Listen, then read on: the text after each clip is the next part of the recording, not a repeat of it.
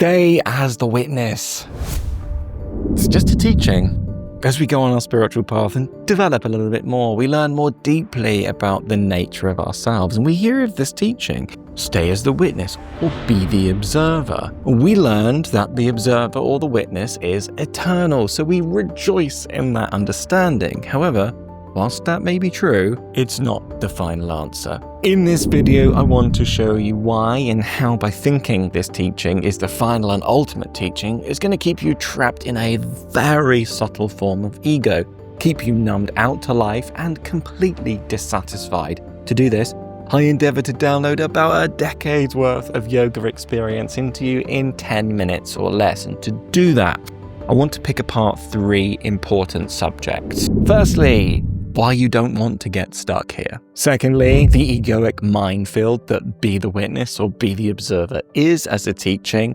And finally, I want to take you through the 3 levels of separation so that we can begin to heal that divide in you so that you can be whole, complete, and full of yourself, but not in the negative way. So first of all, why don't you want to get stuck on this teaching? This teaching is not the spiritual golden goose that you think it is. On our spiritual path, once we develop to a certain point, we will no doubt hear the teaching, be the witness, or you are the witness, or stay as the observer. And if you've ever done any form of self-inquiry, you'll begin to understand that the state of the witness is timeless, pristine, it has no shape, no color, was never born, therefore will never die, is completely not of this world. I mean, it's in this world, but it doesn't operate by any of the properties or the laws of this world. It's the formless in a world of form. Now, once we know that, that becomes very exciting for us to know that we're the eternal one. But the immature spiritual aspirant's mind will go, great,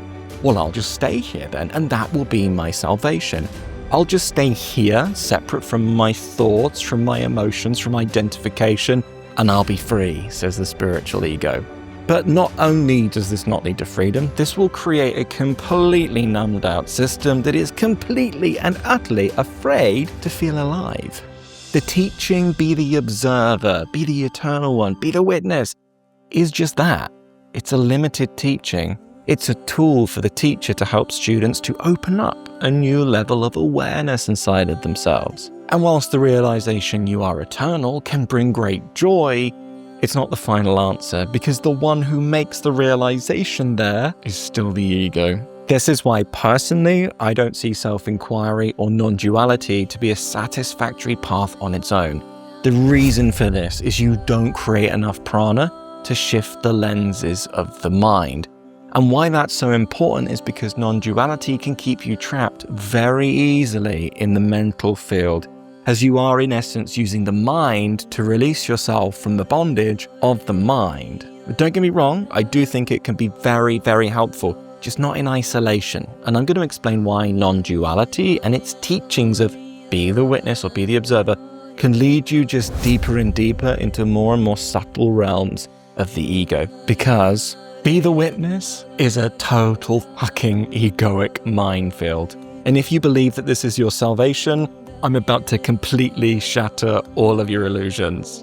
Namaste, love and light. Shortcuts, they always feel tempting, don't they? They grip you with a sense of, ooh, this one's gonna be easy. But don't fall for that trap. Anything in life worthwhile is rarely easy. And whilst there might be truth to this teaching, until it's applied properly and embodied, you're gonna be left unfulfilled, because you will essentially be in avoidance of life.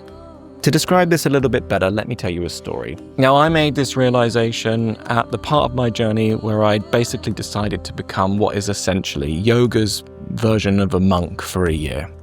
And I brought up a question to my teacher. I said something along the lines of, surely the observer can't be the observed because I'm the one observing it, and I know I'm the witness. And he said to me this, do you see that the me observing the observed is the separate one, the ego? You see, Jamie, being the witness in the way that you're using it, you're still in separation. There's a me, which I was calling the observer, that you've identified with. So you've identified with something phenomenal.